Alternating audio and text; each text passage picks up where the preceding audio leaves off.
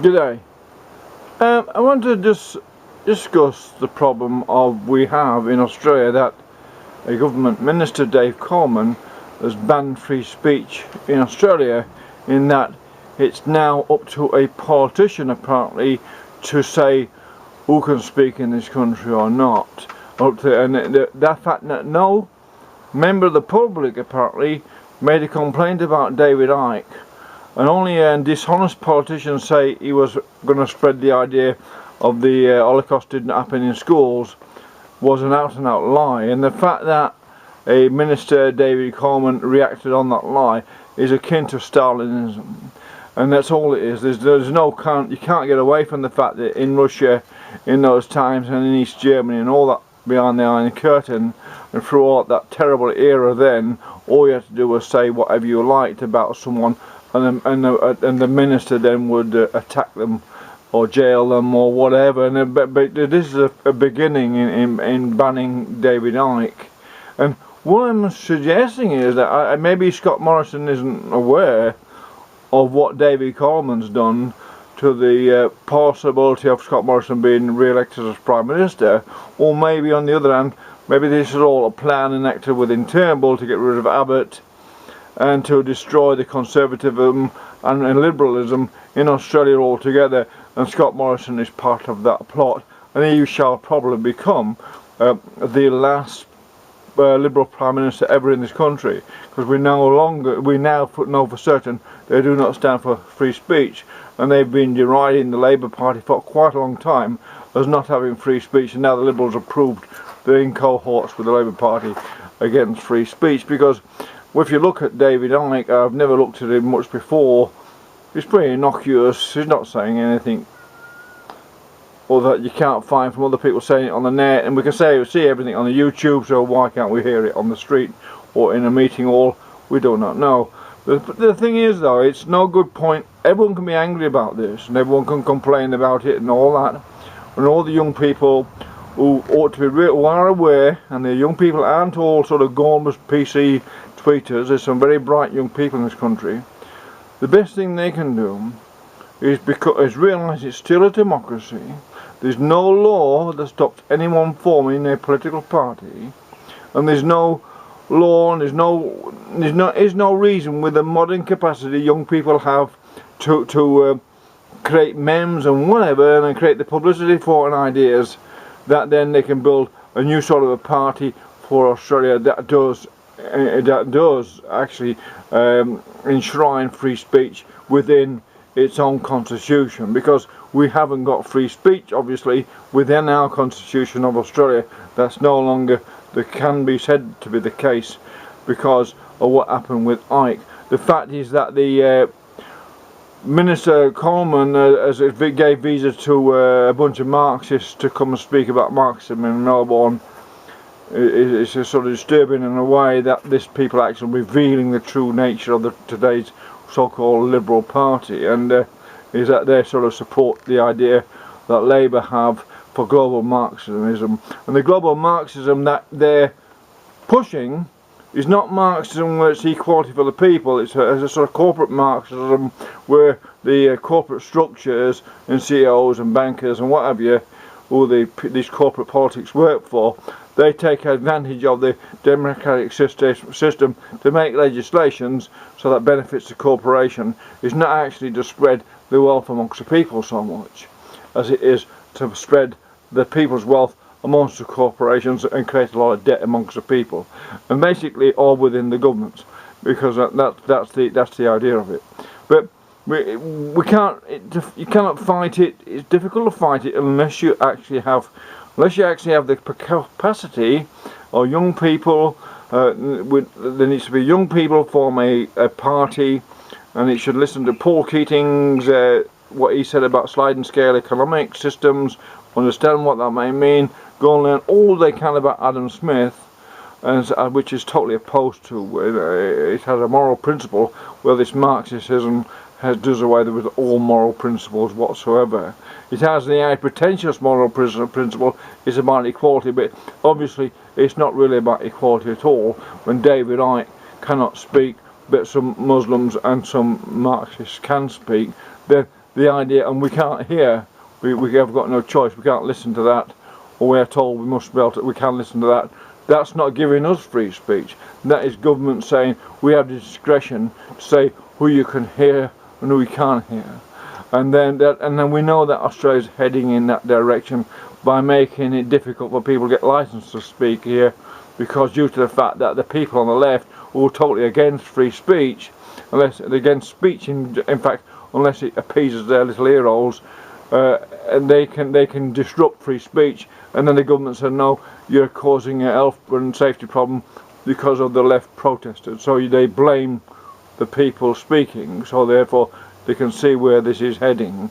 It's heading into a Soviet-style system, whether we like it or not, and we're only a generation away possibly from, and that's it takes a decade, a generation or so to create the, if you like, impetus and mass of people who are so inculcated to be against what they're told to be against, and in 15 years time now you can see where it's heading, because the time in Russia when it started, the Russian Revolution till 1935, when Stalinism really took off, then when Lenin was removed and Stalin took over, and the Soviet system really took ahead, started shoving millions of people in the concentration camps of Russia, which annihilated many people. You can see where the possibility that this may head, because if a minister can say, or at the complaint of a member of the opposition who told a lie, if you can act on that and say, well, you're not allowed to speak here, well, you're not allowed to hear that here, then you can see what is the next step after that. You have to be very, very cautious about what this country votes for in the next election. But then Mr. Morrison can make amends, and he can say, well, oh, we made a mistake here, we made a mistake, Liberals are for free speech, prove that the Liberals are for free speech, and invite David Icke in. He's a pretty innocuous bloke, whether you listen to him or not, that's your business. I'm not bothered myself about what he says, and people, it's not what he says what matters, that what David Icke says, that is really irrelevant. That's not the case here. Everyone thinks it's a case about what David Icke is saying. No, the case is about free speech in a democracy, in a Western society. And Australia's just pushed this idea. They got this thing called Ramsey, which is a PhD, if you like, an education program about Western democracy, when at the same time, coincidentally, they've just basically killed it off by banning David Icke and promoting Marxism in Australia. So you see, which means that maybe the Ramsey thing they're pushing into universities, which I think it's a Illawarra University in Wollongong, I think they're pushing that maybe part of the propaganda that look, we are still we're still promoting Western democracy, when at the same time they're making very rather strident measures against it. And so you see, it's up to young people. It's no good complaining. You can all complain. Everyone can complain and carry on and make a noise about it, but that's not the solution. That doesn't matter. You can make all the complaints like. You need a democratic solution. You need to organise young people. Now needs a party what looks at the economic paradigms we're entering and takes it away from the people, these old white men, or there may be one, but nonetheless we can see what's going on here. These old white men and whoever is behind this prevention of free speech, they're not young white men, they're very old, whatever they are, old regimes, old oligarchs. They're preventing the freedom of speech here. Young people need to organise themselves in an intelligent party that's based on economics, that's based on some sort of sliding scale system that then examines the philosophy of that, and examines the philosophy of Adam Smith, which was basically a philosophy, if you like, of Menzies era Australia, as far as I can tell. And I've been here for an awful long time, and so I've been here probably longer than David Coleman for a start, and I think it's a very, very sad day for Australia, and totally unconstitutional for a minister or opposition person in government to then say, I don't want that person speaking here. Then that's a conflict of interest, and it's not in the public's interest to have ministers making the complaint and stopping people speaking.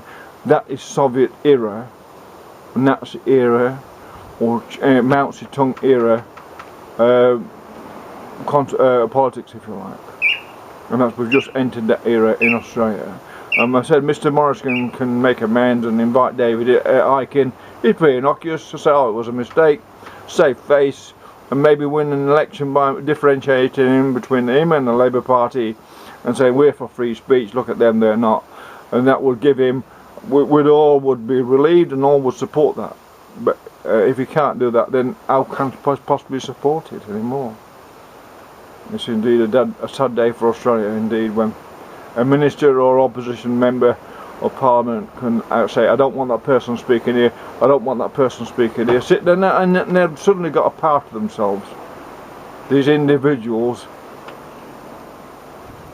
have suddenly been empowered by this, and it's mindless and it's very sad. Anyway, that's just young people who are concerned about democracy. They're the ones, no good complaining, form a new party for this Australia, try to take into consideration all the future with robots and AI and everything you can think of, put it all down, discuss it, don't argue, discuss it rationally. Don't start fighting and arguing, discuss it and put your points down. Bit by bit, what do we want? What are we trying to establish? What sort of future do we want? What is it we're trying to achieve? What is this future we need? We're going to a leisure age. There's going to be less work. What is the leisure age? Let's have a look at what a leisure age means. Can we have that by 2040, where everyone's working a 22-hour week or something like that? Look at those things. Look at what it all means in this future. For a human society, not an inhuman one, run by oligarchies who just use humans or Homo sapiens as a means to create profit out of. That's all it is.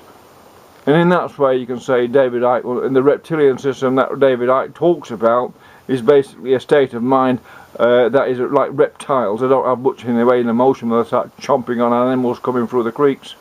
You know, they just chomp on them. They don't think, oh, I'm going to feel sorry for this buffalo. They just eat it. And that's sort of reptilian, and that's where we're at. Bye.